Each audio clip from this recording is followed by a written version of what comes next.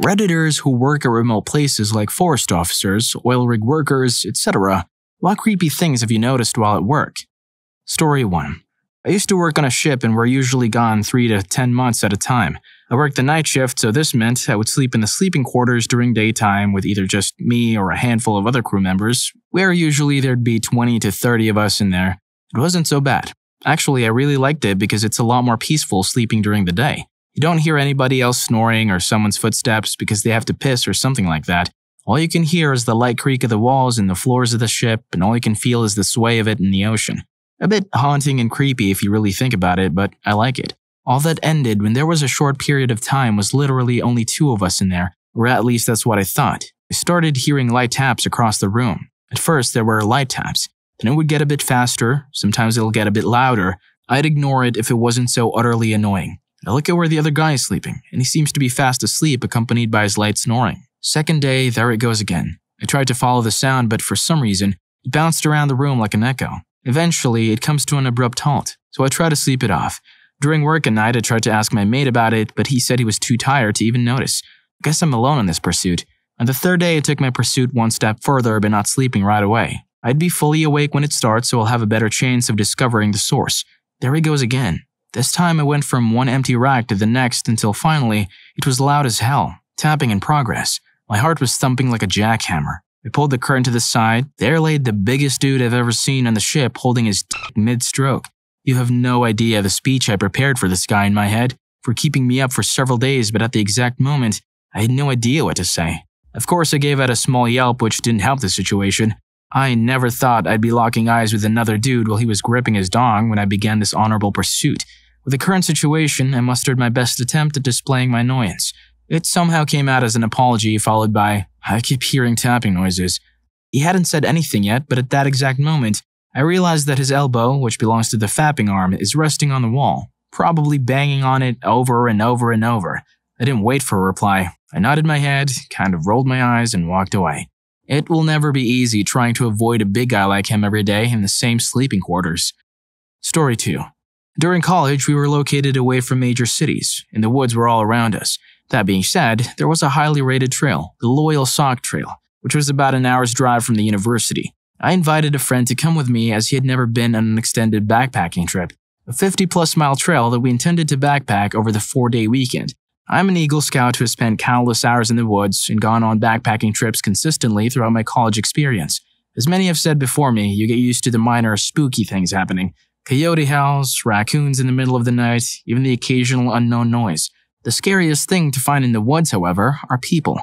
We were about 20 miles into the trail, and being Pennsylvania, where the underbrush and trees line the trails pretty densely, I always walk about 100 meters off the trail to reduce the chances of me disturbing people or people disturbing me, especially in the early morning when I choose to sleep in.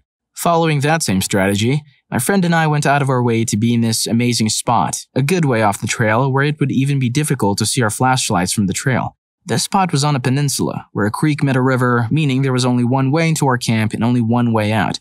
We start a fire, cook our food, and drink some, but not enough to get either of us drunk.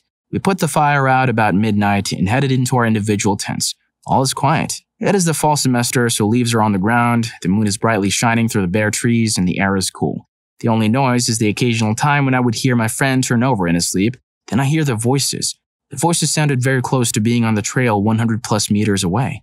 I check my watch. 3 a.m. Who hikes at 3 a.m.? We're 20 miles in. I slowly get out of my sleeping bag, slowly unzip my tent, only to see my friend peeking out of his tent in the exact same fashion. He quickly moves his finger over his mouth in an exaggerated hush signal, then uses the same hand to frantically motion towards the way of the trail. Then we see them. 4 adults, 3 men, 1 woman, walking directly towards our camp. No lights illuminating their path. They're walking silently at this point. Only one of them has a backpack, an impossibility for the long hike that we're 1/3 of the way through. Being a long trip, you bring wood-cutting supplies to chop branches into smaller branches to burn. For me, this was a survival knife. Grabbing the knife, believing it is my only way of defending myself, I am more disheveled than I've ever been, especially knowing that a knife is barely defense at all. These people walk into our site, sit down by our extinguished fire pit, and just sit there for what felt like an eternity. My friend speaks up and asks what they're doing at our campsite. Without answering the question, they ask if we have any food. Having packed as lightly as possible for the long trip, we had only a few extra Mountain House MRE-style meals. I grab it out of my bag and toss it to one of the men. In rapid succession, I ask why they aren't using light if they need help finding the trail, and why they're hiking so late. They respond with the following. We don't use lights. We know where the trail is. It is better to hike late at night. Unnerved at this point, my friend asks them to leave. They respond by asking if we want to light the fire and hang out for a bit. No, we do not. They grab their bag, get up, and leave without speaking another word. We watch them leave and take shifts making sure that they don't come back. Needless to say, we both got very little sleep that night. When the sun rose the next morning, we finally got real sleep. By the afternoon, when we woke up, it all felt like a weird dream of sorts. The only evidence was a fuzzy cap that they must have dropped, that I have to this day. I have never had something as weird and spooky as that happen in the woods, and hope to never have it happen again. The 8 years since that trip, I haven't been back to the Loyal Sock Trail. Story 3. I'm a little late to this thread, but I hope this doesn't get buried because this story still haunts me. I worked as the county historic preservationist in southern Appalachia, working on the buildings and properties the county owned. One of the benefits included with my job was living on site at one of the historic properties. The historic house was an imposing brick mansion built in the 1810s, and I lived in a small caretaker's house about 20 feet away. This was in the backwoods. So to deter trespassing and vandalism, the county had built an 8-foot-tall fence around the entire 5-acre parcel and put barbed wire on top of the fence. I mention this all just to show it was basically impossible for anyone, or anything, to jump or climb over the fencing and onto the property. One night, after working late at another property, I pulled up to my entrance gate, let myself in, locked it behind me, and then drove the 100 yards down the gravel road to my house. There were no lights on the property, so I could only see by my headlights. As I turned my car around the corner of one of the outbuildings and parked it, my lights showed on a thing that I still have a hard time describing effectively. It was the size of a deer, but with long, spindly legs and long, shaggy hair, almost like a taller maned wolf. If you've ever seen pictures of those, that alone shook me, as there was no way something of that size should have been able to get through, or over my fencing. What follows is absolutely true. I got out of my car to get a better look at what the hell that thing was, and as I opened the door and got out, the thing took off running away. Not on 4 legs, but on 2. I literally watched this thing raise its back up, stand at full height on its back legs, and sprint away. I absolutely freaked out at that point, grabbed my mag light and my shotgun from inside, and tried to find the thing again. There was no trace, no tracks or anything.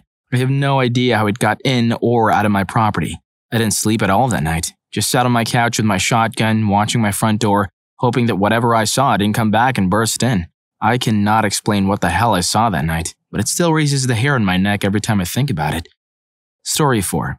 When I was a kid living in Queensland, Australia, I used to bush bash, meaning walk off the beaten track through thick scrub. I knew the national park my house backed onto like the back of my hand. I knew from the topography where I was at all times. Both my parents were ex-military and had a sort of hands-off, trusting me even as young as 12 to venture off on my own into the wilderness. So I could just pack a lunch and my sister and neighborhood friend would come with us. We'd head off early in the morning, returning just before sunset usually. Once, when I, the oldest, was about 14, we had been following creek beds and bashing over heavily forested hills towards an area I'd never been to. We came down a hill through a gully full of ferns and followed a dry creek bed for another hour. The side of the creek became steep and rocky, and before long we were passing through a gorge. As we emerged from the gorge, we noticed what looked like a dwelling. Being idiot kids, we wanted to see what was up. It looked abandoned at first, but as we got closer, we saw that tarps had been affixed to the ramshackle structure. Chicken wire surrounded what looked like a pen just outside. As my eyes traveled across it, I suddenly caught another pair of eyes looking directly back at me. A Rottweiler. We started slowly edging back away from the property, but it was too late. The dog started going nuts, and worried that it was coming after us, or at least alerting the person or persons living in the hut, we bolted. I went back to the area a few times, but not too close to the abode itself, and found discarded bones from small game and other bits and pieces. Spent 22 casings and such. As an adult and knowing the area, it's very likely we stumbled across either a homeless person camping out or a meth lab. The area, as I would find out as an adult, was absolutely riddled with meth labs. Story 5. Spent a summer in Wyoming going to BLM land and other remote locations collecting data on bats and herpetofauna. Heard a lot of weird noises like mountain lions screaming, deer snorting, and what sounded like owls fighting. Woke up one morning to find 2 bull moose sleeping 20 yards behind my tent.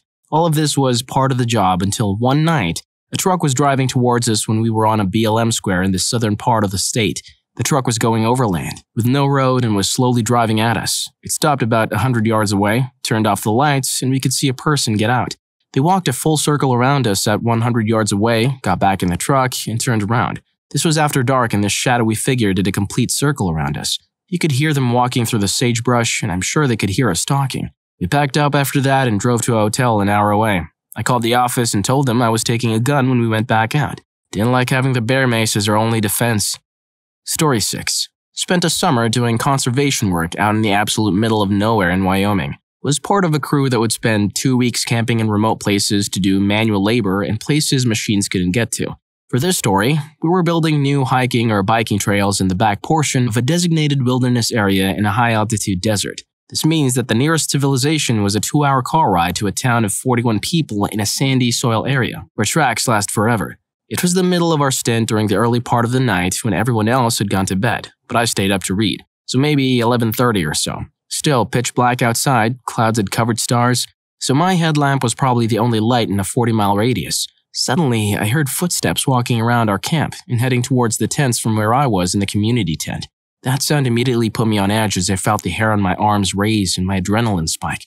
I recall thinking to myself that 2 things were very wrong since the person was not using a light to see and the footsteps were not coming towards me from the tents. Rather, it was the opposite. Within the 4 seconds it took me to drop my book, get up, and turn the corner of the tent to cast my light in the sleeping tents, the sound had stopped, but I saw tracks in the dirt before me. Looked like they came from one end of the camp, looked into my tent, walked through the sleeping tents, and kept going out of camp again. I don't know if I was making too much noise or not by walking around, but the rest of my crew ended up waking up and asking me what was going on from inside their tents. After explaining what I found, they all got up to look at the boot prints in the dirt. They were damn near perfect copies of my own boots, except for one small thing. I had a rock stuck in my treads that messed up the symmetry. I was wearing fairly common work boots, except I also happened to wear US size 15 double-wide boots. So there was no way in hell this was one of the other crew members. I don't think any of us slept much that night. Never saw or heard anything more after that night. A light rain removed the tracks a couple of days later. But I do remember none of us were willing to step on the prints themselves and choose to step over them like cracks in the sidewalk. Story 7. I've worked in Canada's north for a few years now in oil and gas. It's pretty creepy when during the night shift you realize a moose has just been standing at the tree line staring you down for an unknown length of time. Or finding bear tracks crossing the tracks you just made 5 minutes ago. Honestly, the silence of a snowy forest in the dead of night, hundreds of kilometers away from anything, is pretty spooky. When your only contact with the outside world is a radio channel nobody's listening to, you feel pretty alone. Story 8. I was the creepy occurrence. I live on a ranch off of a quiet dirt road. Our distant neighbors, the nearest house is about 1 mile away as the crow flies, have had issues with people stealing things out of their outbuildings and storage sheds in the area. It was also late in the year, so it was starting to get dark around 6 p.m. So as a result, every time I would see headlights go down a road, I would watch to make sure they weren't stopping on the property. One evening, I see a vehicle going very slowly down the road and come to a stop at the end of our driveway, about 120 yards from our front porch. The vehicle is parked right in front of a 60s pickup I have parked, so I think whoever it is might be looking to steal it, or just looking over the property. Whatever the case, I decided to put on a black coat and grab my rifle to go investigate. It's dark out, so I stay out of the headlights of the vehicle so I can get close. I can tell it is a white van, but I don't see anything else distinguishing about the van. When I'm about 50 yards away, the van backs up and turns into our driveway. I freeze as the headlights wash across me standing in the middle of my driveway, and I see the reflective FedEx logos on the side of the van.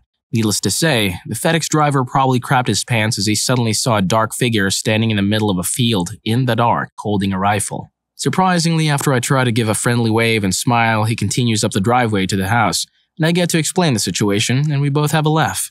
So that's how I got to be the creepy guy in some FedEx delivery driver's story. Story 9. Working on ships. There was one night I was on a ship sailing through Alaskan waters, and it happened to be my first night ever seeing the northern lights. I can't believe how awesome that was. It made the sky clear, made the night look like it was dusk, and we were able to see clearly for miles.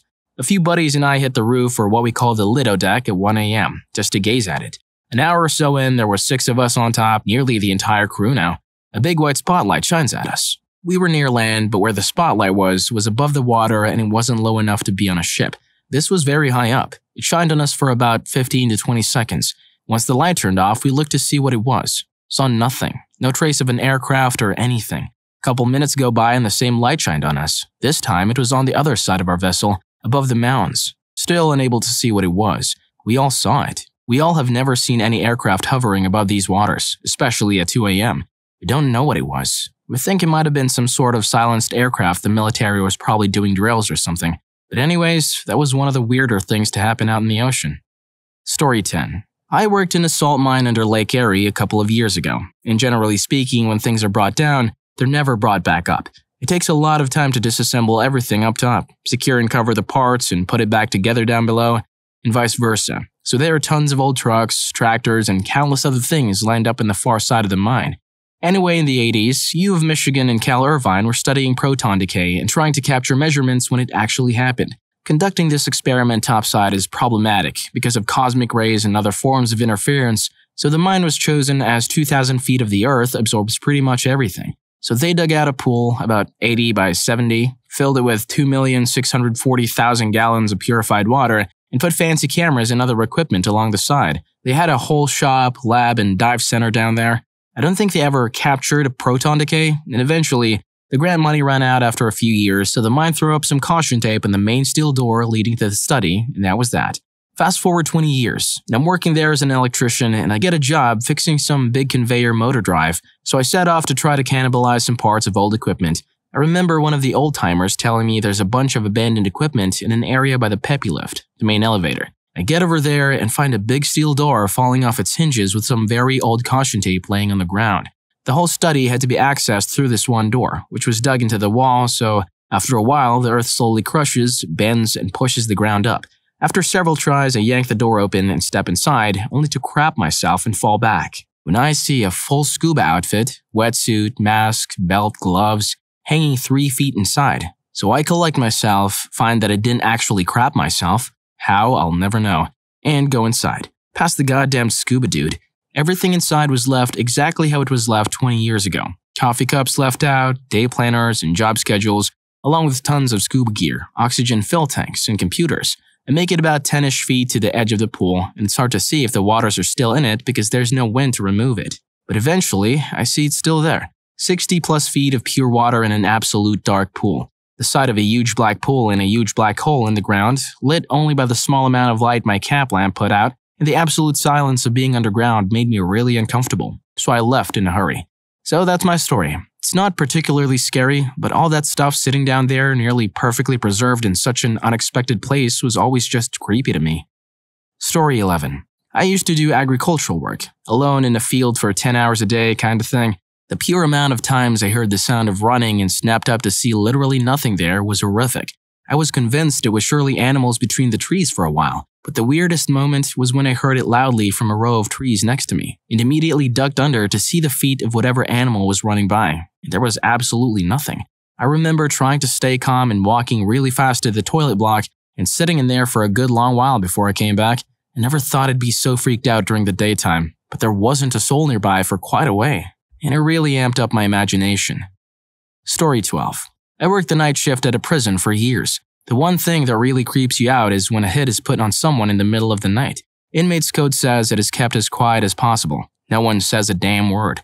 The only thing you'll hear are grunts and moans from the victims. Then it goes and stays silent. If you hear it happening, it's already too late to stop it. It'll be over before you pull your keys out. Occasionally, if someone needs medical attention, the first sign we got was an inmate approaching the bar saying they need to go to medical, and are usually bleeding all nonchalant. The creepy ones are where no one shows up. All you get are grunts of pain and that's it.